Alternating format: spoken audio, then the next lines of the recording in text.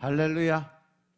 오늘 하나님 말씀 사도행전 17장 28절부터 34절까지, 사도행전 17장 28절부터 34절까지 말씀 우리 합독합니다.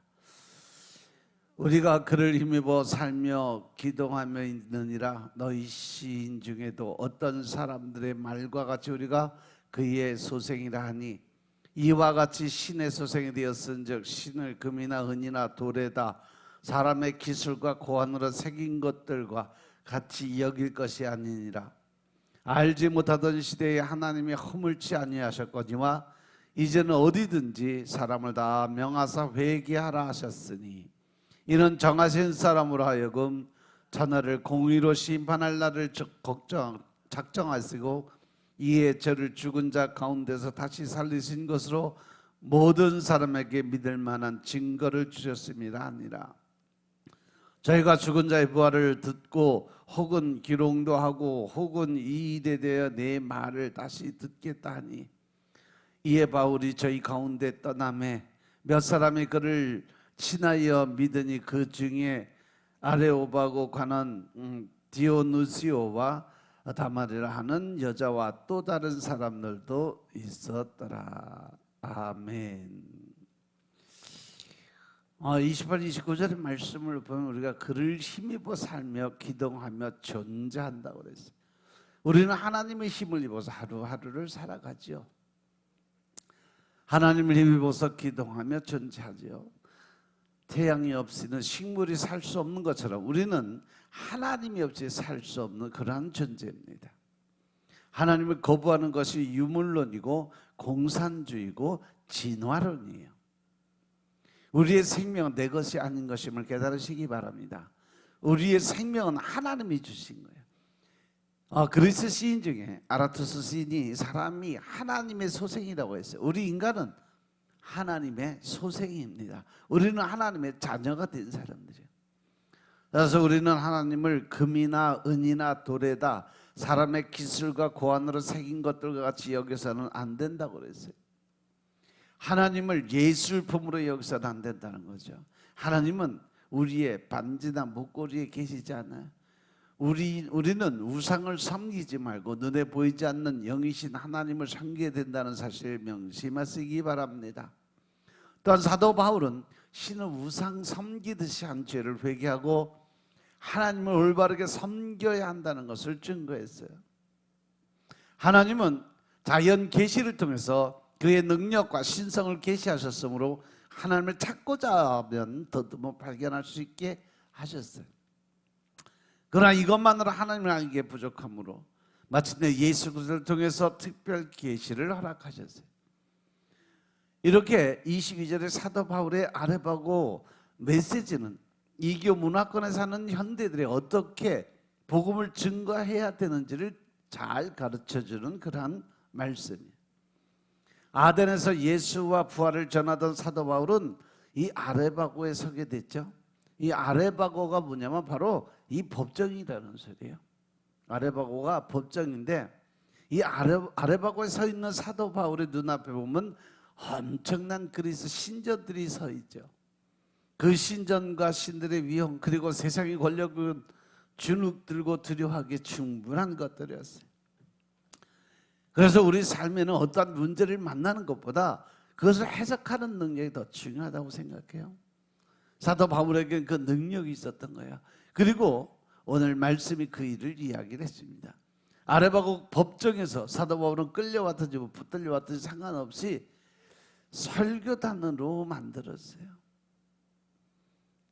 그 법정에서 철학자들에게 엄청난 신전들과 세상 권력가들 앞에서 너희가 알지 못하고 경배하는 그 신을 내가 너희들에게 알려주겠다 하면서 그 힘이 무엇인지를 알려줍니다.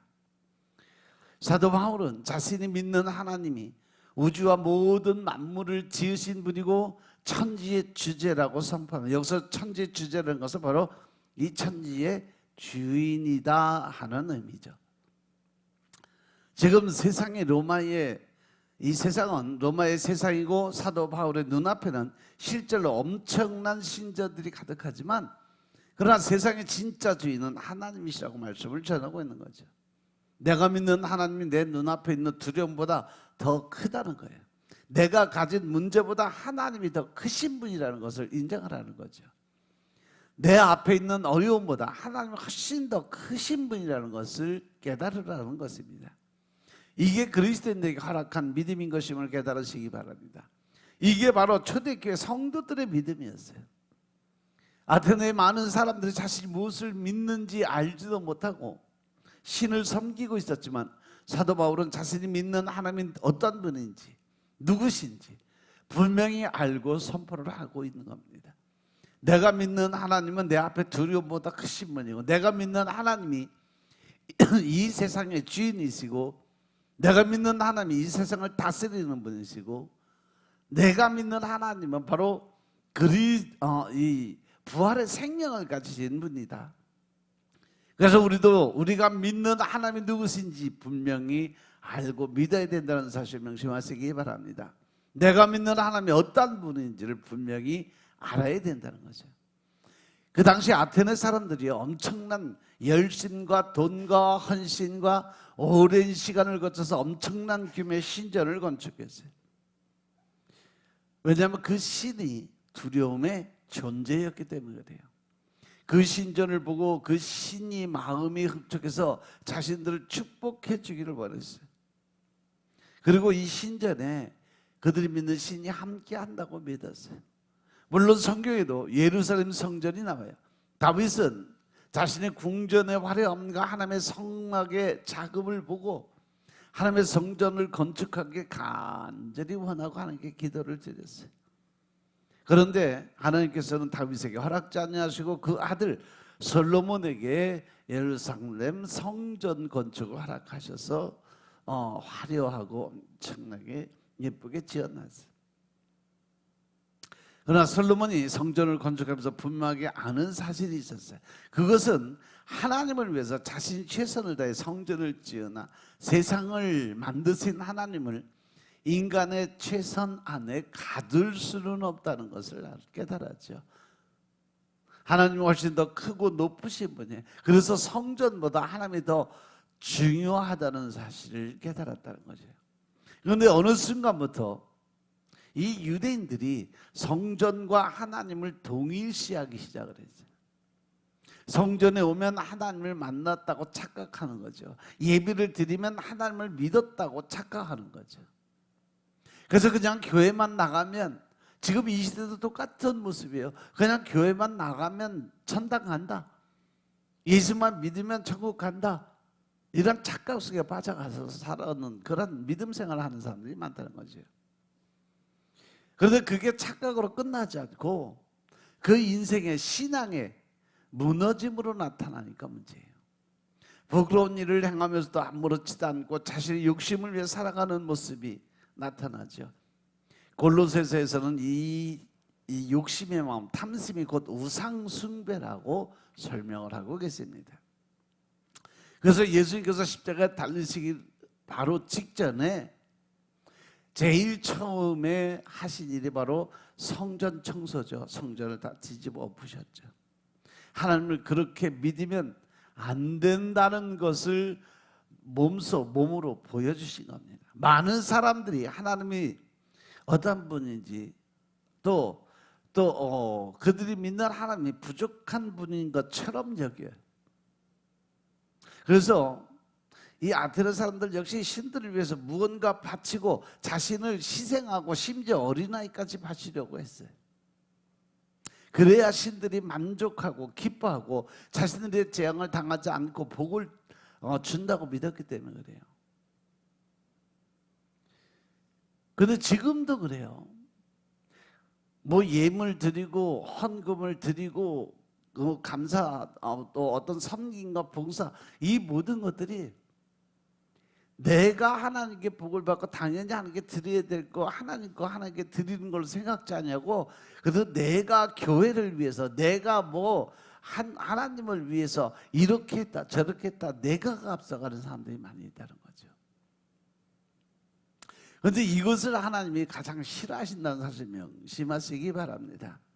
인간이 바치는 것들을 필요로 하는 신을 신이라고 말할 수 없다는 거죠. 인간이 신의 부족함을 채워야 한다면 그 신은 존재할 필요가 없는 그러한 신이라는 겁니다. 그래서 사도 바울 역시 25절에서 하나님은 무엇인지 부족한 것처럼 사람의 손으로 섬김을 받으는 것이 아니다라고 설명을 해요. 아니, 오히려 하나님께서 만민에게 생명과 호흡과 만물을 친히 주시는 그러한 분이라는 것을 깨달으라는 거죠. 구약 성경에 보시면 하나님께서 분명히 재물에 대해서 말씀을 주세요. 그래서 우리도 예배를 드릴 때마다 예물을 드려요. 사실 헌금이, 이 예물이 빠진 예배는요, 예배를 할 수 없어요. 왜냐하면 하나님께서 우리에게 너희는 하나님을 만나러 올 때, 하나님을 찾아 성전에 들어올 때 빈손으로 오지 마라 라고 말씀하셨어요. 하나님께 예배를 드리러 나오면서 아무것도 없이 나올 수는 없다는 거죠. 그러면서 우리가 하나님의 방법, 하나님의 뜻에 순종할 수 있는 그런 삶을 살아야 되는데, 우리가 나를 위해서 내가 한 것을 또 내가 나타나기를 원하고 사람을 인정받는 그러한 신을 섬긴다는 것은 하나님 믿는 게 아니라 자기 자신을 믿는 거예요. 그런데 구약 제사에서 제물의 의미는요, 정확히 하나님을 위해서가 아니라 자기 자신을 위해서 하나님께 드리는 예물이에요. 바로 나의 죄를 대신하는 죄의 대가의 예물이었어요. 구약의 제사는 범죄한 인간을 다스리고 살리고 다시 하나님과 함께 동행할 수 있는 삶을 살아가는 하나의 방법이었어요. 그러나 사람들이 마치 예물이 하나님을 위해 드리는 것처럼 여겨요. 그리고 자기가 드린 것에 대해서 계산을 하기 시작을 해요. 하나님 무엇이 부족해서 드리는 것처럼, 하나님과 거래를 하는 것처럼 드리기 시작을 한다는 거죠. 하나님께 드리는 제사마저도 우상 숭배처럼 만들어버린 거죠. 이것이 예수님께서 이 땅에 오신 중요한 이유인 것임을 깨달으시기 바랍니다. 우상 숭배하는 것처럼 하나님마저 섬기는 세대에 다시 하나님의 사랑을 하기 위해서 이 땅에 오신 분이 바로 예수님이세요. 하나님께서 무엇이 부족하신 분이 아니라 우리에게 생명과 호흡과 만물을 주시는 분이신 줄을 알게 하시려고 이 땅에 오신 분이 예수님이심을 믿으시기 바랍니다. 우리가 하나님의 전부를 받은 사람들 되게 하시려고 이 땅에 예수님이 오신 겁니다. 우리가 우리에게 전부를 내어주신 하나님과 사랑에 빠지고 하나님을 똑바로 알아서 이 땅을 다시 회복하기 위해서 바로 이 땅에 예수님이 오신 겁니다. 하나님께서 우리에게 요구하시는 것이 있다면 그것은 바로 우리들의 사랑이에요. 하나님께서 우리의 예물을 원하는 것이 아니라 우리의 전부를 원하신다는 사실이죠. 그래서 우리는 우리의 전부를 이 예물에 담아 하나님께 구별해 드리는 것입니다. 깨끗하고 계산되지 않고 순결하게 정성을 다하게 자원하는 마음으로 기쁘게 사랑하는 아버지께 우리의 전부를 드릴 수 있는 여러분들 되시길 주님으로 축원합니다. 아브라함이 자신의 전부인 아들 이삭을 하나님께 드리려 했을 때 하나님께서 아브라함에게 이제야 비로소 내가 나를 사랑하는 것을 알겠다라고 말씀하셨어요. 그래서 우리는 하나님을 믿으면서도 주저함이 있어요. 두려움을 남겨둡니다. 그러나 아브라함은 아들 이삭을 잃어버린 적이 없어요. 오히려 하나님이 아들 예수를 우리를 위해 내주셨다는 거죠. 그렇다면 우리도 이제 비로소 하나님이 우리를 사랑하심을 깨달아야 된다는 거죠. 그리고 그 하나님의 사랑을 믿어야 되는 줄로 깨달으시기 바랍니다. 우리가 만약 나보다 하나님을 더 사랑하게 된다면, 나는 나를 더 사랑하는 마음에서 하나님을 더 사랑하게 된다면 우리 삶의 모든 것은 자연스럽게 해결될 수가 있어요. 그래서 하나님은 우리가 하나님을 두려워하며 살아가는 인생이 아니라 하나님의 사랑을 알고 하나님의 사랑을 사랑하는 인생이 되기를 원하신다는 겁니다. 하나님의 사랑을 경험하며 살아가는 사람들, 하나님께서 얼마나 소중히 여기고 아끼시는지 가까이에서 구원자가 되어주시는 줄 누리며 살아가는 사람들, 그래서 어디로 가든지 하나님이 늘 이기게 하심을 경험하는 사람들이 되기를 원하시는 하나님이에요. 그래서 언제 어디서나 하나님께 함께 하심으로 해서 모든 것에 승리할 수 있는 삶을 사는 사람들. 그래서 사도 바울은 오늘 말씀 우리에게 하나님을 더듬어 찾아 발견하는 삶을 살라고 말씀을 하는 거죠. 하나님이 결코 멀리 계시는 분이 아니시기 때문에 그래요. 하나님은 우리 가까이 계시는 분이에요. 우리와 함께 하기를 간절히 원하시는 분이 하나님이심을 깨달으시기 바랍니다. 그래서 하나님이 결코 멀리 계시는 분이 아닙니다.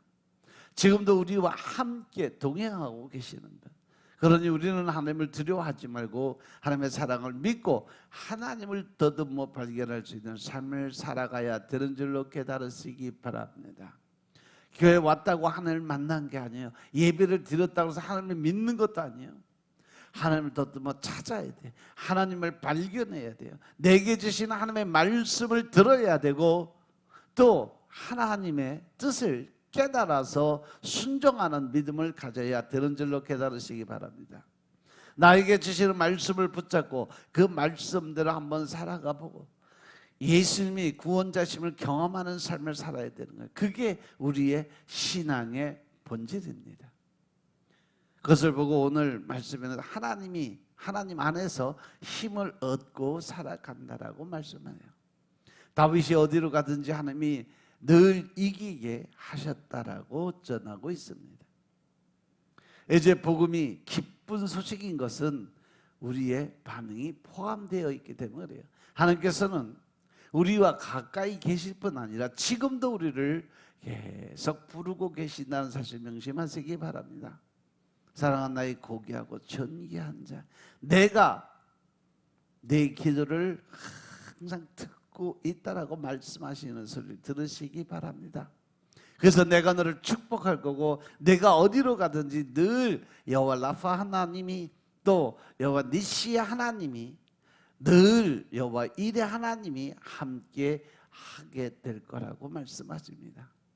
나와 함께 고귀하고 존귀하게 살아갈 수 있는 그런 삶을 살자라고 하나님 말씀하고 계시는 소리를 들으시기 바랍니다. 따라서 이제 여러분들이 하나님의 말씀에 붙들리고 또 하나님의 뜻을 깨닫고 순종과 복종의 믿음으로 살아갈 때 이제 온전히 하나님의 축복의 통로로 활짝 열고 갈 수 있는 여러분들의 삶이 되시길 주 이름으로 축원합니다. 아멘. 기도드리겠습니다. 아버지 하나님 감사드립니다. 오늘도 아버지 오늘도 우리가 믿음 안에서 주님을 바라보게 하시고 주님의 뜻을 깨닫게 하시고 늘 성령 하나님의 인도하심에 따라 순종과 복종의 삶을 살아갈 수 있도록 축복하옵소서. 오직 성령 하나님의 임재를 통해서 우리가 새 영 새 마음으로 바뀌게 하시고 또한 하나님의 뜻에 순종과 복종의 믿음을 갖고 살게 되므로 주님의 뜻에 합한 자가 되고 다윗과 같이 주님의 축복의 주인공이 될 수 있도록 역사하여 주옵소서. 오늘 하루도 오직 예수 오직 한 길을 걸어갈 수 있도록 축복하시고 또 하나님의 뜻과 의를 세워가는 믿음의 군사 될 수 있도록 역사하옵소서.